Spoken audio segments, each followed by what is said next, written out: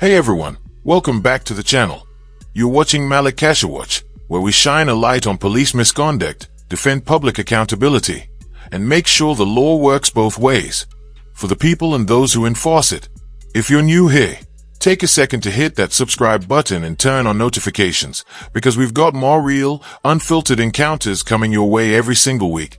Now, today's footage is something special. It comes from Deeper or Not to Plot, a channel that's been doing incredible work documenting public interactions and exposing the fine line between lawful authority and overreach. Their link is down in the description below. So after this video, be sure to check them out and show them some support. This one's got everything: calm reasoning, sharp legal awareness, and a clear reminder of how easily ordinary public filming can spiral into confrontation. It's a masterclass in knowing your rights and standing your ground. So grab your headphones, settle in, and watch closely, because what happens here says a lot about how far policing in the UK has drifted from transparency, and why videos like this matter more than ever. You got a little YouTube video? Sorry, I can't hear you. Is it a little YouTube video you do? No, it's just for public interest. Oh, right. That's all. How's things, alright? Yeah, not bad. Looking after yourself? Would you mind just identifying yourself for me? Why would I need to do that? Because you addressed me and you're talking to me, so I just want to know who I'm talking to. Of course I can. PC Bloomfield, here's warrant card. No worries. And that's get changed. And your shoulder number? It's 19, then 48, and then NW for November Whiskey, because we're in northwest London right now. No worries, thank you very much. And You're yourself, a bit cold in your shorts, aren't you? No, I'm like this all year round. Really? You got all set for Christmas? No. No, me neither. The video kicks off with a calm but purposeful start. The auditor begins by explaining exactly what he's doing, filming for public interest, not for cheap clicks or online drama. From the very first sentence, you can tell this isn't your typical YouTube gotcha moment. He's serious, measured, and clear about his intent, accountability, not confrontation. Point one of the officers tries to keep things light, cracking a joke about the auditor's shorts and Christmas shopping.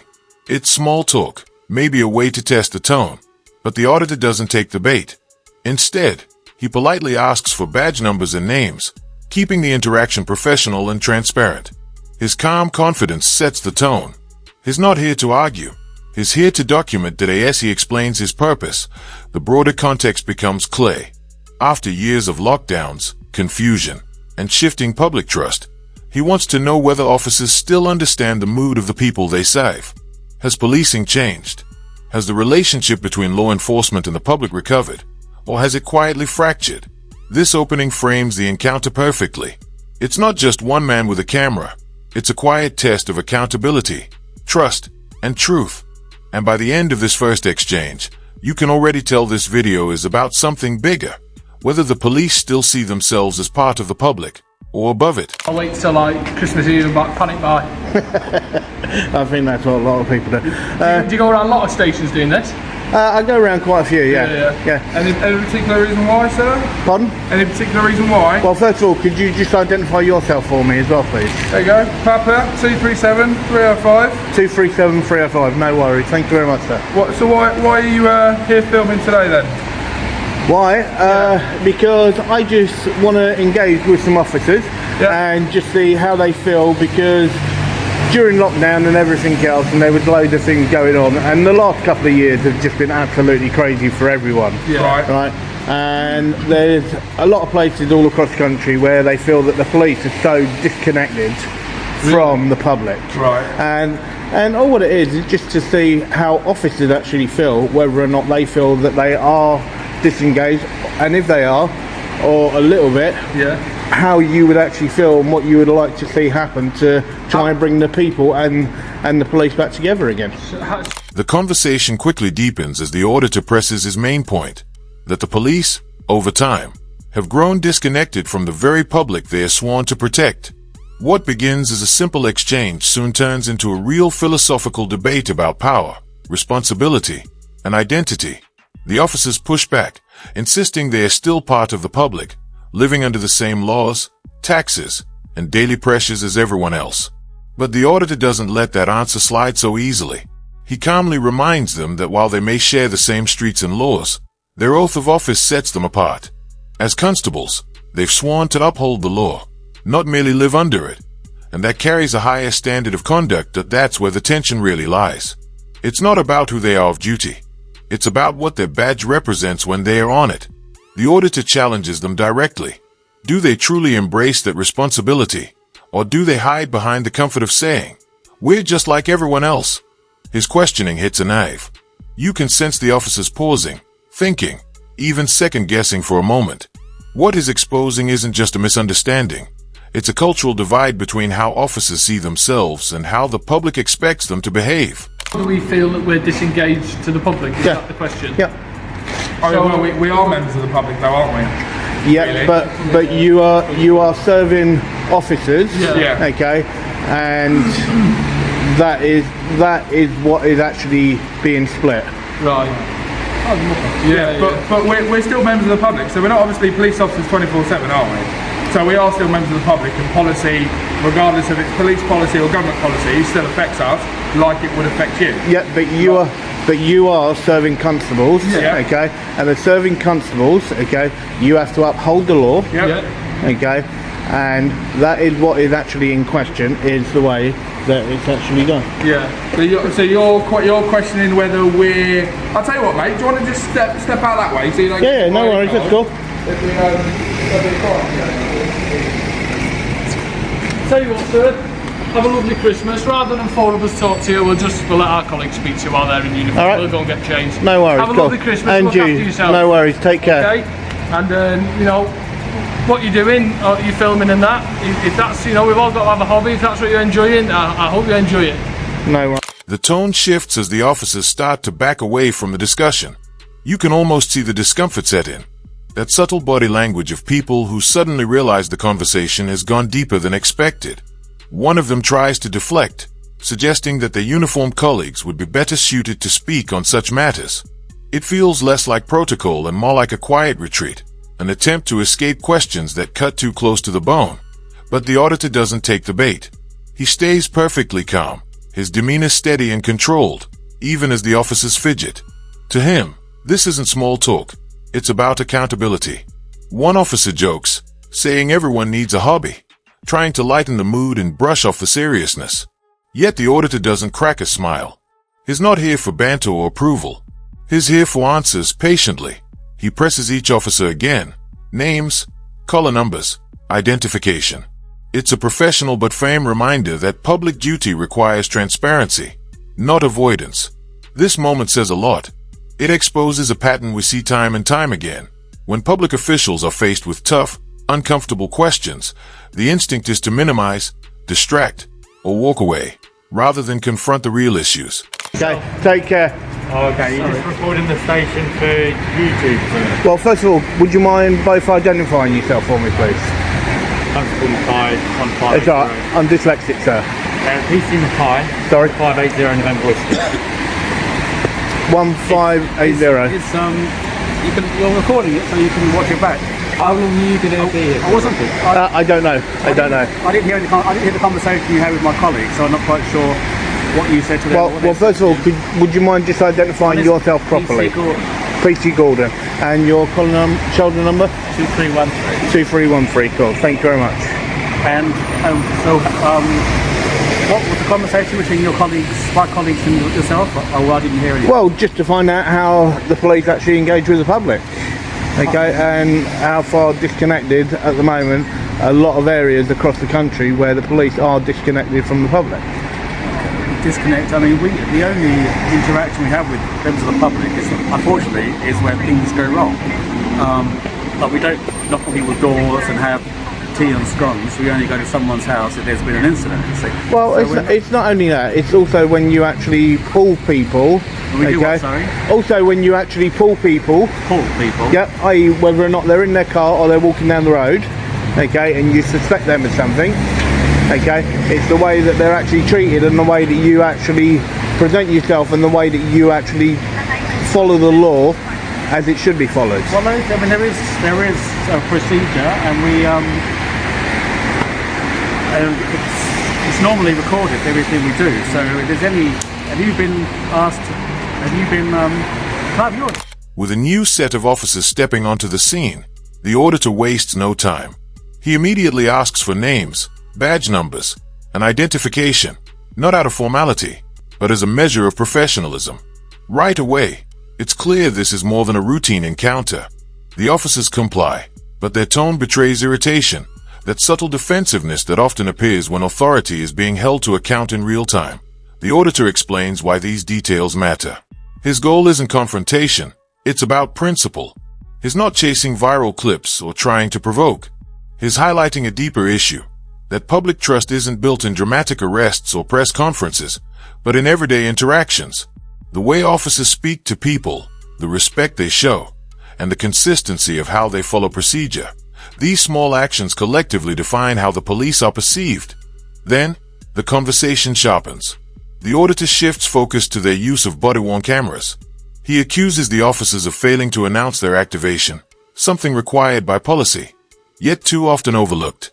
On the surface, it might seem like a minor technical lapse, but the auditor treats it as a symbol of a wider cultural problem. Shortcuts, little oversights that, when repeated across hundreds of encounters, erode accountability from the inside out. Your name? I don't need to give my name. Okay, well I gave you mine. Alright, we let you carry on recording wherever you want to record. We do other work to get on with, so if there's no pressing matters that you want us to deal with, we'll pop back inside. Well, yeah, I was actually having a conversation with you. Okay. Alright, yeah. So, and for you, the way that you just done that was actually quite rude. Okay, this is the whole problem. When you've got a member of the public talking to you, every single member of the public has the right to actually stop and speak with an officer and ask questions, and that's exactly what I was doing. Okay, my colleague had answered the question. Well, I don't know actually what the question was. You said about the way we pull people from their cars. Okay, right. Basically, it's the way that you actually follow what the law actually is. Okay, and actually follow what your procedures actually are. It's like right now you've got your camera on. Okay, you should have told me at the first possible moment. Okay, that you had actually put your camera on and you were recording. Okay, and that is part of your actual code of ethics that you actually do that under section 3.5. Well, that would normally be the case if we had detained you or we were... Well, no, it's as soon as you actually put a camera on. It's as soon as you put a camera on. I put my camera on when I was inside the building, so you weren't there to tell, were you? Yeah, but you put it on knowing that you were coming to me. Okay, and you should have told me at the first available moment. So that's your complaint, okay. Is it? No, it's not complaint. I didn't say it was a complaint, but this is what I'm saying. It's small things that build up to a big thing, okay? Also, it makes your job harder, and it means that things are not followed correctly. Right, and that is what the problem is, okay? There's so many different things and so many corners being cut, right? The auditor doesn't let it slide. He calls out the corner cutting head on, breaking through the usual polite exchange. Every skipped step, every unchecked detail, he argues, chips away at credibility. To him, procedure isn't paperwork, it's the foundation of trust. The officers brush him off, insisting they've got other work to do. But the auditor stands firm. This is the work, he says, his voice calm but sharp. Accountability isn't extra, it's part of the job. You can feel the silence that follows. He's not just debating, he's holding up a mirror to the system itself. His words carry weight because they echo a larger truth. The public doesn't expect perfection, they expect consistency. When rules are bent for convenience, even small shortcuts start to look like corruption. The auditor lays it out plainly. What feels like minor oversight to police feels like betrayal to the people they serve. The disconnect between how officers see their duty and how the public experiences their actions becomes the heart of this moment. His persistence turns what began as a casual encounter into a confrontation with meaning. It's not about a single lapse. It's about a culture that's forgotten the power of doing things by the book every time. No exceptions. And it's not right. It's not right. Okay, you're there as officers, okay, to uphold the law, right? And yes, we need a police force, and it's very important that we have a police force. But what members of the public want is they do not want a corrupt police force. They want police constables that will actually uphold the law and obey the law as it should be done, and not cut corners. Okay, so when you look at that, how then would you see if you could change one thing, okay, to try and bring the public and the police back together? What would you bring? What would you do? Well, it's not for me to comment on. Well, why not? You're a serving constable. Well, there's probably. Well, at this stage, I'm not going to make a comment about that. Would you not want to see the police and the actual public closer together? Do they work together a lot better? Well, I think, obviously, and to a certain extent we do. We've come out here to talk to you, because that's what you obviously wanted. So you want us to to engage with officers, yeah. Okay, and then we've asked what you're doing, and you said you're just recording something for whatever reason, just to probably get evidence on how we communicate with you, or how we interact with you. Yeah. Having said that, then that's happened now, so there's no reason for us to continue a conversation. Yeah, but then there were other questions then that I've asked you, like the one that I've just asked you, okay? Now, you say about you can't comment. Yes, you can comment, okay, as an officer, because it's good for the powers that be higher up the chain to see exactly how officers actually feel, okay? And unless officers actually speak up and the public speak up exactly what I'm doing, right, then things aren't ever going to change. And that's why I asked you outright, okay, if there was one thing that you could actually do, what would it be? The auditor shifts gears, dropping what might be the most disarming question of the day. If you could change just one thing, he asks, to bring the police and the public closer together, what would it be? For a moment, the officers just stay. The question hangs in the air, heavy but simple. It's not an attack, it's an invitation. Yet their hesitation speaks volumes. One officer shrugs, another looks away. Someone mutters that it's not for them to say, that those decisions come from higher up. The auditor doesn't let them off easy. That's funny, he says. I've asked inspectors and sergeants the same question, and they did have answers. His tone isn't mocking, just disappointed. The silence that follows cuts deeper than any argument. It's not defiance is facing. It's disconnect on .to the viewer. It's a powerful moment. These are frontline officers, the people the public see every day. And yet, when asked how to rebuild trust, they have nothing to say. Their silence becomes symbolic, not just of uncertainty, but of an institution so used to defending itself that it's forgotten how to reflect. The camera lingers on their faces. The tension isn't loud anymore. It's quiet, thoughtful, uncomfortable, because in that pause, the truth becomes clear. Change doesn't start at the top. It starts right here, on the street, in conversations like this. And if those sworn to save can't even imagine what that change might look like, then maybe the divide is deeper than anyone wants to admit. Not a hard question to answer, and that's the question that a lot of officers have answered for me. Okay, well, so why do you want to ask it from someone else then? If they've told you the answer... No, that's from their own perspective. This is from your perspective. Okay, well, I wouldn't know where to start. You wouldn't know where to There's start. probably more things. There's probably a load of things. It's not. Well, I'm only asking for one. I'm only asking for one thing.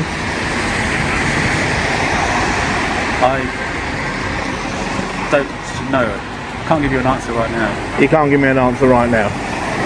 So the question is, there's one thing I could change about what the police relationship with the public. Is that essentially what it is?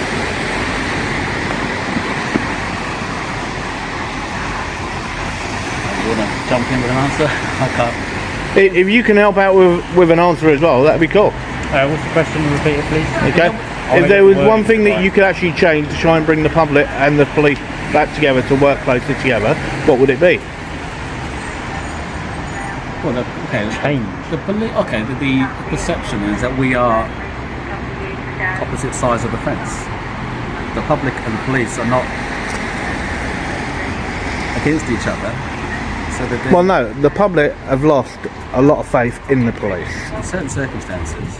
Okay, and this is why people would like to see a change, and they want things to be done correctly. And that's why I asked you if there was one thing that could be changed, and I don't see why it's such a hard question to actually answer. I've had inspectors, I've had sergeants, I've had DCs, I've had so many officers actually answer this question, so I don't see why it's such a hard question to answer. I said the perception that it's us and them. Us, the police, but there's you, the public. Why have you lost confidence with the police? Obviously you have.